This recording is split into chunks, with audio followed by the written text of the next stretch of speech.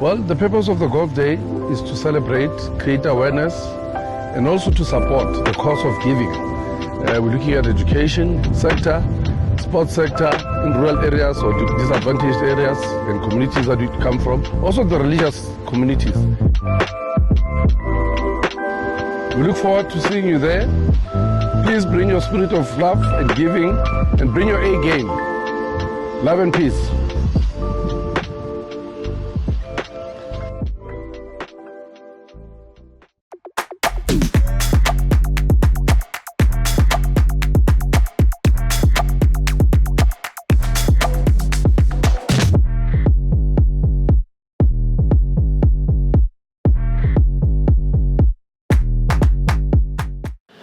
Welcome to the interview with the chairman of the Bobby Motaung Foundation, Sir Bobby Motaung.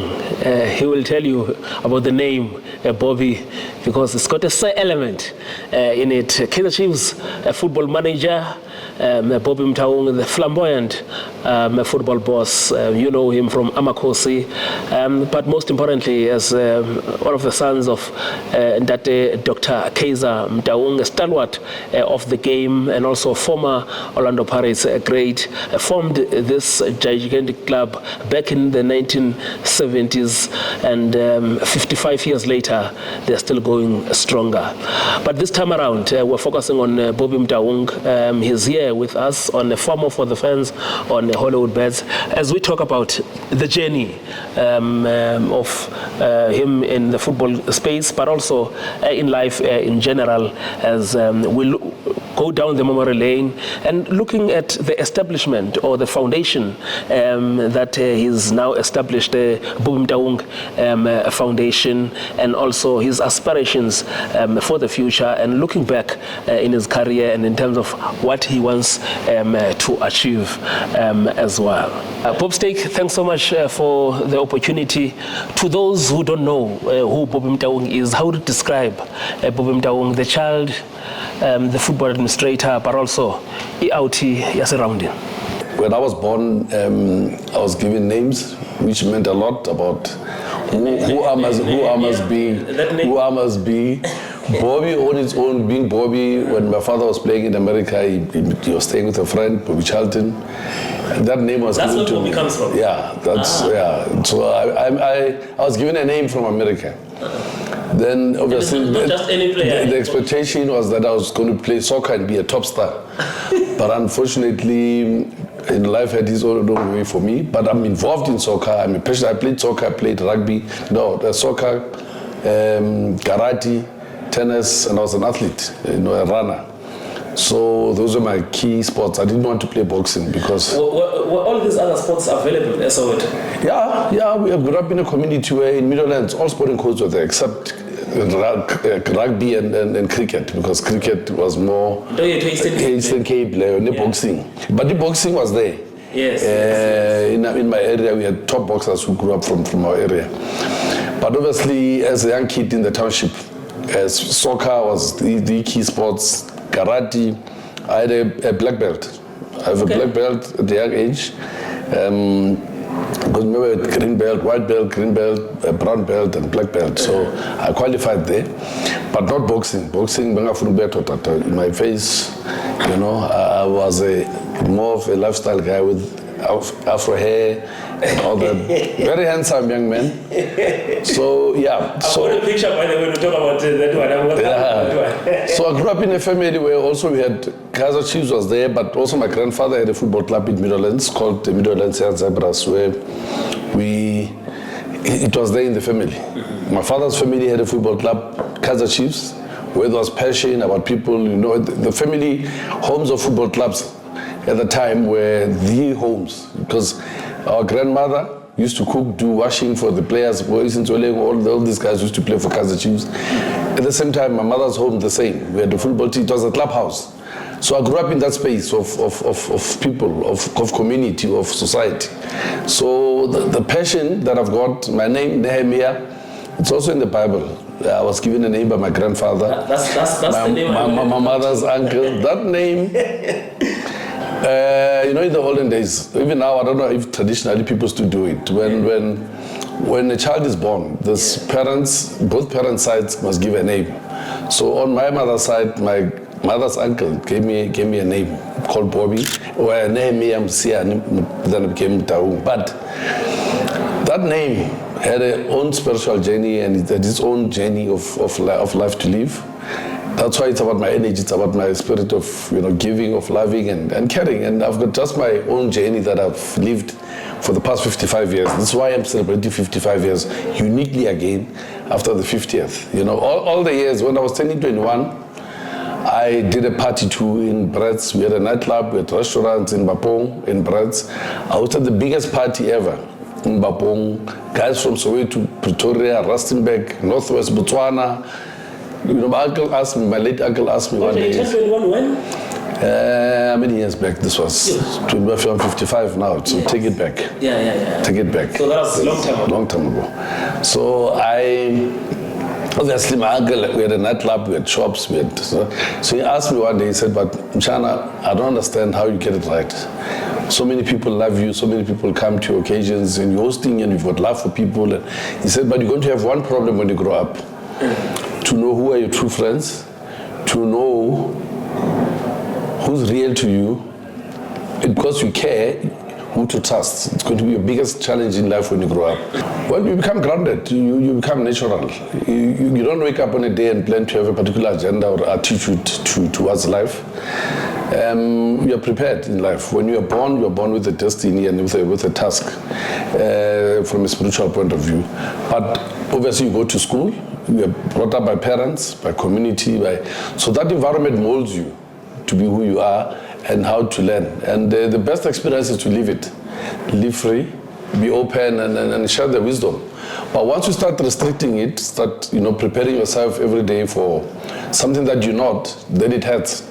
It hurts and you can't live your life. You can't celebrate your life. But I think the lessons of life at 55 is to be open-hearted and to be to live life to the fullest. Growing up, you had your dreams, you had your aspirations. How would you like to live them through this foundation? I think, like I said, when I was growing up, I grew up in a sports environment. Sure. At school, we used to play sports, school soccer. Now I don't see school soccer as it was when we were growing up. School helped me a lot. Education helped me a lot to understand myself in terms of my background and what I can do with myself. I didn't go to university to study law or anything. I became a businessman at an early age. At 16, I was already in business. I think my passion, my passion has always been in business. I worked at the gates for the club at an early age. I used to work at the gates. I just did not become a manager at the football club like Kaizer Chiefs for title. I started at the gates. I used to do the albums with my uncle in the office. I used to come in after school and do. So I had passion for business. I had your uncle Cecil Motaung, yeah. Uncle Sam used to sell obviously scones and everything. When I was playing at Elka Stadium with Doctor Khumalo and then Ntsie Maphike, he used to pick us up and he used to sell donors with us in his car, go with us to sell and help him to sell these things. But he was also a businessman selling, merchandise and stuff. So I grew up in business. I grew up at home. We had, before even my own businesses, we had shops, we had, like I said, nightclub, we had construction companies, so I grew up in a business environment. So I started doing business when I was very young. So I think my passion was always being in admin and in business. And football has always been something that I lived within. I remember the guys that I played with at Elka Stadium at the reserve team of Kaizer Chiefs, even in the township, even in Bapong. I ended up coaching them. I ended up actually promoting them. I ended up promoting them to the premier team clubs. That was my passion also, because I had an injury which I needed to do an op also. When I was not a star. I must be clear. I was not a Chincha Guluva, because that was another pressure to be Chincha Guluva at the time when I was young. So my passion was, like I said, admin and managing people and caring about people. So When I got an injury which needed an op on my leg, I said, no, I'm not going to do an operation. Which year was this? I was young, man. I was about 18, somewhere there. 18, when I was growing up, when I was 18, somewhere there. And when I decided to say, no, I'd rather not do the op and focus on, looking at, I used to do tournaments. Our doctor, they used to play, I used to run the gates. So at a nightclub in Perez, where I used to have a nightclub, I used to recruit guys from Midlands, Soweto, during school holidays. In December, we used to go to my uncle's place in Perez. So we used to have soccer fields there, we used to have the nightclub, we used to have shops. So during that time, we are away from Soweto, we do tournaments also. I used to do tournaments. But I used to look after the gates, where the gates are, when people pay for the gates and the prize monies, I used to be in charge of that. But bringing the stars from Soweto, some have passed on, but we used to have great times with the guys from Soweto to Prats, because we used to get teams from Karankua, Mututlu, all those areas in the northwest to come and participate there. So I was a convener and organizer of that. But at night, we used to then run the nightclub. At the same time, Doctor was the DJ. I used to run the cashiers and work at the doors. In the morning we go to train. My uncle used to make us train. Then play soccer. Then in the evening again we go back to the. So it used to be that life that we used to live. But I was more in the admin side and the business side of things than the playing side. Doctor used to be the one and the other guys to even Gardner Sally used to come. Then Ntsie Maphike, I used to recruit them and take them there. So soccer being a passion that I grew up in. But my vision and the foundation issue is more about that passion. To say now at 55, at 50, and now at 55, what do I do to serve my passion? I'm involved in a very passionate industry. Soccer is it's about passion, it's about everything, but it's about people. It's about what do we do for people out there, for kids to grow understanding that there is something to look after life. So, looking at the challenges we face with in life today, you go to Agrep, like I said, in the township, you go out to rural areas where people are struggling on certain basic needs and requirements, challenges that we can give support to. There are educational challenges, there are spiritual challenges, which is, when you talk of health, so what is it that we can make a difference to the youth and just to society? So the foundation is actually going to align itself with associating with those type of challenges. Not that I'm a master of dealing with healing people and everything, but to give back, to assist, to give support to society, whether it's education, whether it's religion, where we can lay a hand, because that's how we grew up, that's how I grew up. But the foundation gives me more of a focus and a discipline to say, you can focus on this path and assist. Already I'll be announcing partnerships that I'm doing with colleges in education, community. Are those TVET Colleges? TVET Colleges. We'll be launching something soon. Nationwide or? Nationwide. Okay. I've got something, we might be actually launching it on my golf day, the partnership that I'm doing. We also have religious organizations that we try to give support to. Community. I've got guys in Soweto, I was in Soweto last week. Community safety. They need support of certain aspects of things, but because we are so far away, we live in the suburbs, we're not on the ground, we're not in touch. You see there are people who have initiatives, but they don't have the support. So at our level, I think we can also knock on certain doors to assist and give support to communities. It's also partnering. Yeah, just to give back and partnering with also associations that are relevant to community. Yeah, that exists there in the community. That exists in the community, because remember, they need support. They need us to. So I'm not going to reinvent the wheel of what has been happening. It's more to partner and support and lay a hand where I can, where the foundation can support. Yeah, during your time working there at the gates, especially with Brasisel, someone I also got to know when I was Myaluza. Yes, the late, may she rest in peace. You know the story about Ratami? Yeah, he taught me the gates, the ticket sales, the ticketing and everything at the gates. I used to work with bankers, cashiers. They used to work with me in the morning. So that was the recruitment drive of the past generations. That's how the whole thing started. That's why the outreach of chiefs started from far, where we could touch souls of people with those type of structures which the chairman had obviously put in place through branches, through communities, through people like Bobratam, who were coming from those type of areas. So, Babum Lokoti, the late, Nabo Babum Gema in KZN. So, Eastern Cape was more Babum Lokoti, the KZN side was Babum Gema. So, that journey. You grew up in an era where the founding fathers of Kaizer Chiefs were still there. I can imagine in the wealth of knowledge that you were surrounded by. How did that shape you to be what you are today? Of course, I was fortunate to be born in that era. I was fortunate to have actually learned in that era. I used to attend certain meetings without being a member, without being the voice, but learning how they used to think, how they used to do things. And also when we used to go out, in areas with the club and with the chairman, how they used to conduct themselves, how they used to communicate. But those are practical experiences that I had, fortunately for me, that I had to harness and keep. It was from the ground to the top. I never studied these things. It was more practical, that experience. Not only in one area where I come from, but nationwide. Because I used to go to branches everywhere in the country before. Going back to South processing, what's this one key learning that you got that you felt like, and you've taken it till today? I think it was more the employment part of it, where, especially from Ratami and the security cluster.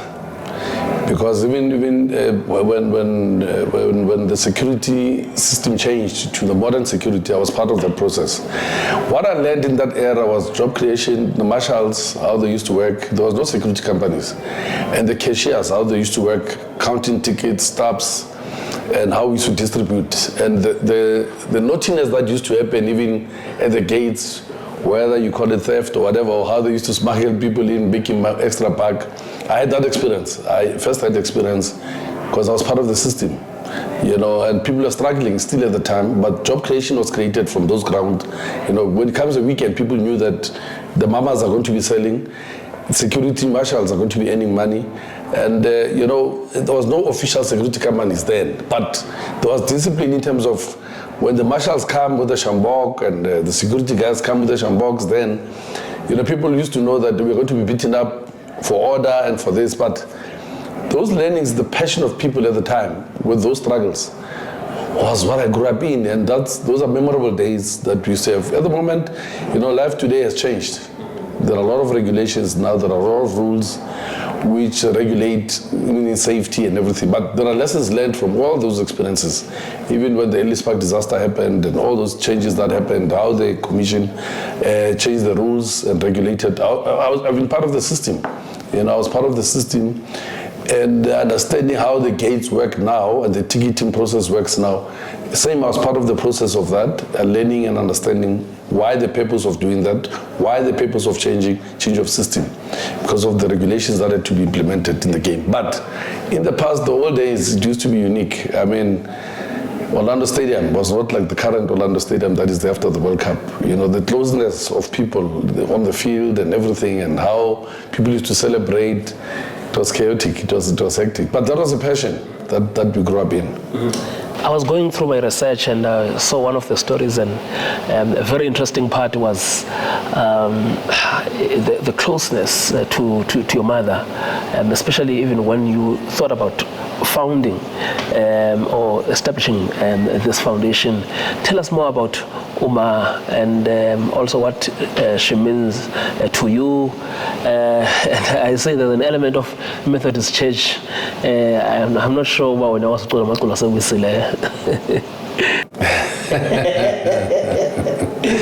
Well, like I say, my mom comes from a Methodist church, and Sinepostola, the Methodist, it's a spiritual family. But my mom is very special to me. Parents are always special to anyone, but she's very loving, caring, humble, not wanting to be in the limelight. She's a parent, she's a mother. And we've been through a lot. I lost my elder brother, Thabo, whom I'm born on the 10th, he's born on the 11th, and we're 2 years apart, we're like twins. So the spiritual part at home taught me how loving and how caring you should be as a person, but because of the upbringing, you know.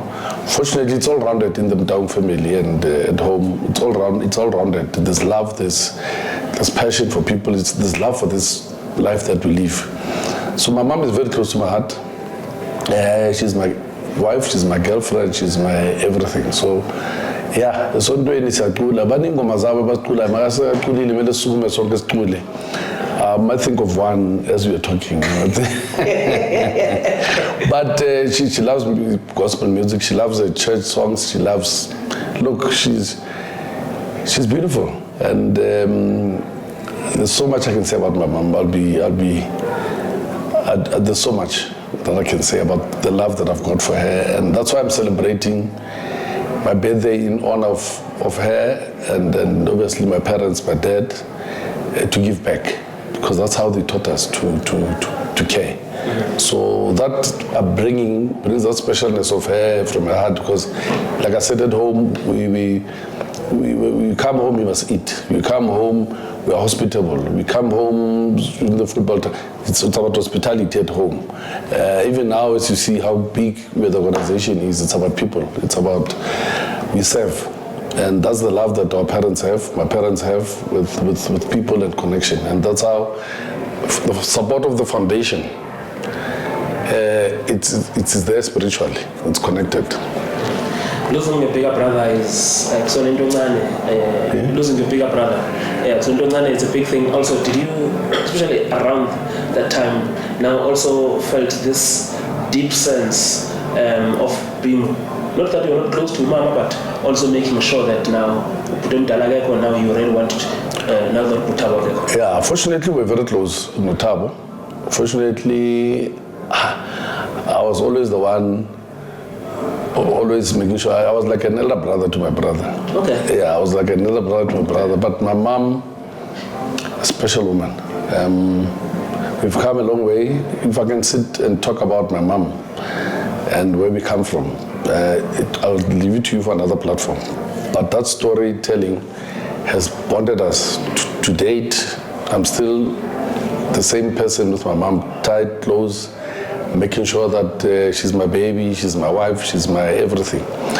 But the loss of a brother, it's normal. It's especially like we were like twins, you know. It took a toll on me at some point, but I kept the faith. That's why I'm celebrating the special moments of 50, 55. Hopefully with God's will, I'll get to 60. Through the foundation, in fact, with the foundation, I got more brothers and more family members closer to me to share how I grew up and everything. And I think the foundation will also make me grow again to greater heights again, to meet more other brothers in my life too. So it's a healing process. Losing a brother, it's not. I've not healed even now, because everything I do for him and me. Even now, on my birthday, I celebrate 2 days. I don't celebrate 1 day, because I'm the 10th, he's the 11th. So I shut. When it comes to that time, It's my time with that quality life. But like I say, it's all about happiness. It's all about joy. It's all about love. The foundation is going to give that to people. It's been giving that. It's been sharing. It's been giving. And that's the purpose. It's more to assist whoever I can, wherever we can as a foundation, through the partnerships that we're creating. Giving a hand. I think for me, that's a path that I want to give just as a person. So you also want the foundation to have the touch? It's got to have the touch. It's got to have the touch. It's got to have a future. It's got to give back to community. Like I say, I'm in an industry where we are giving back. We are giving jobs. We are sharing. But this one is more of a passion, something that is personal to me about who I am and what I'm willing to do, which is what I've been doing all the years, by the way. When times are tough, it all comes to me. When times are good, it's about other people, which is good. They will never say, Kune, what. When Kune gets 5 goals on the goals, they come to Bobby, we need everything. So my life has been unique. It's been a unique one. I'm on a path of 55 years of quality life, of good life. I must say, being 55 has brought me to being a better person, a bigger man, and enjoying life. One thing I love is just to enjoy my life. Yeah, I think most people, when they see you, they think about the relationship, they think about the bond and the closeness with your father, Dr. Kaizer Motaung. Tell us more about your relationship with him, but also with uminani kuwena nje. I think it's humbling to have a parent of my father's nature, because with his profile as Dr. Motaung, you'd expect some arrogance, some hardcore, person, untouchable person, somebody who's, but like I say, when you are gifted, when you have God in you, when you are spirited, when you found your journey, when you found what God has brought you into life for. I think I found that in my father, that he found something in himself being a football player at young as he was before, and his humility,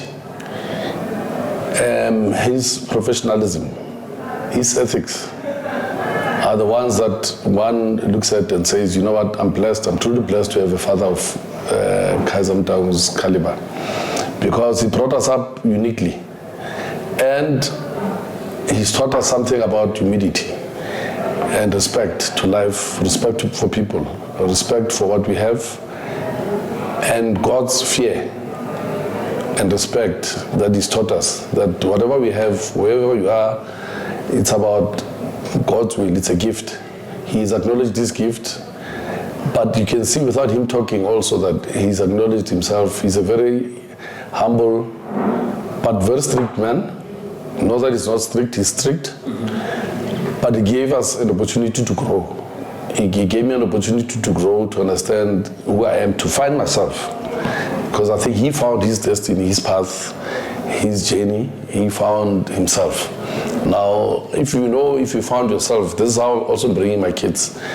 If you found yourself, if you found your faith, it's easy to help somebody else, or to develop, or to bring somebody else to life, or to celebrate somebody in life. But he's that type of a parent where personally I'm very humbled, I'm very blessed to have him as a father, as a boss, as a chairman,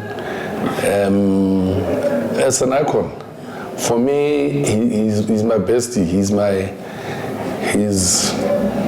when they say who do you look up to in life, who do you admire, who do you inspire? A role model. A role model. Directly, he's my role model. He's my role model. I've got role models, other people that I look up to, but Kaizer Motaung has been that person to me. Has been that father that is iconic. He taught me humility. Most of all, humility and respect for the business that we have, respect for life, respect for people. And like I say, growing up in a space where there are these things, but there's that humility and humbleness, then you understand what gift that God has given us, You You have some uncles around you, Brassil, has at some moment also felt like you come across to your father, the way you also relate, other people will see you as like you are his younger brother. Yeah, I've got uncles. I've got Uncle Buti, I've got Uncle Cecil. On my mother's side, I've got Uncle Pesira Tebe, I've got Uncle Ferre, I've got uncles who I look up to. They are also humble. I mean, like I said, the families that I was brought in, from my mother's side to my father's side, there's more humility than anything. They're brothers, they're uncles, but they're those uncles who are like my brothers. Like my father, he's never taught me to be that father. He's like a brother to me. He's like a friend. In fact, when I was young, he used to call me Chomi. Okay. Bobby. Okay. He used to call me Chomi. Why did he call you Chomi? He used to call me Chomi. When I was young, he used to Chomi nami. It's Chomi. I get my window. So he's more a friend. The uncles are the same. Uncle Buti, Uncle Cecil, they're the same. They are very humble, very respectful, and I think that family was from my father's side. The Motaung side has always been that family. That respect and honor for life and humility. And humility. You might sometimes not even think that he's got brothers because they are not in the limelight. They don't even want to. They are just humble people. Yeah. Now, on my mother's side, I've got uncles also that are Tebe family, which is also very humble. Ratebe. Ratebe. My mother's surname is Ratebe. Oh, related to Duli Ratebe? Yeah, they were cousins. Duli Ratebe, Uncle Pesi Ratebe. Duli Ratebe was a prime minister in the Northwest before. The Ratebe family is a very well-known family. It's a very big family also. Now, when we were growing up, the Ratebe and the Motaung family was big. It's actually still big in community, in society. We are big from Northwest to, everywhere. We are all over in the country. It's a huge family. Let me interrupt you. You remember this picture? Tell me. Ellis Park. Ellis Park. Ellis Park. Tell me about this picture. These days, you see the chairman was wearing a suit. So each time I come from school, yes, I used to go with him to the training sessions. Yes. So we're watching training, and you see the hairstyle also there. Yes. So I used to work at the office. Then we used to go to training. That's how close we were when I was young. And we used to, every training session, we used to talk football, we used to share. So this is a special picture. It's a special photo. I've got it in my archives. It's a special one. Can you please tell us more about the Bobby Motaung Foundation and also its broader vision as well in terms of what you want to achieve? The foundation, Bobby Motaung Foundation, started during COVID times when times were tough, when I was turning 50. The vision there was to share and to celebrate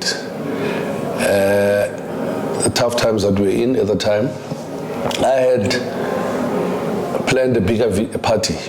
In fact, that particular year, I had just buried my aunt, who brought me up like a son, maybe Dolans.